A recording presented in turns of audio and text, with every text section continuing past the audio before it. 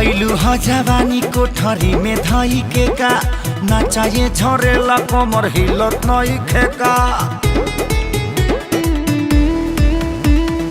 ऐलू ह जवानी कोठरी में धई के का नचाए झरेला कमर हिलत नई खेका।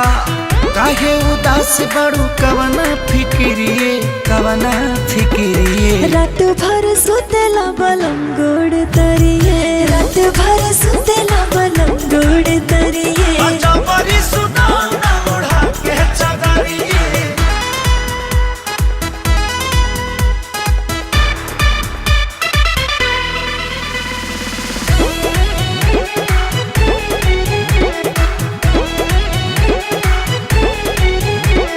कहते त बानी हो सुना तोहार बाटे कम जोर भाता।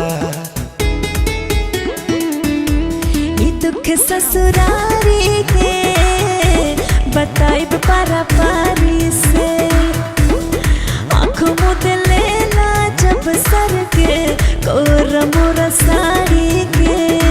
कबू न कहे का पाजा में भरिए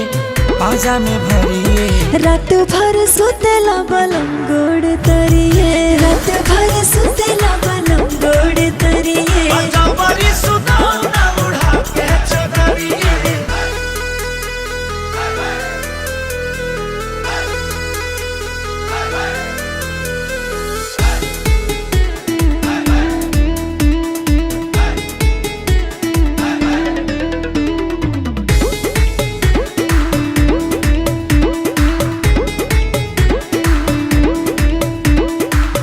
छो गो अंडा के रोज आमलेट साथ में खियाओ टबलेट। उपाय सब के हो गईले हम थके हो जब हम साटे हाटे पासा फे बुड़बा के हो।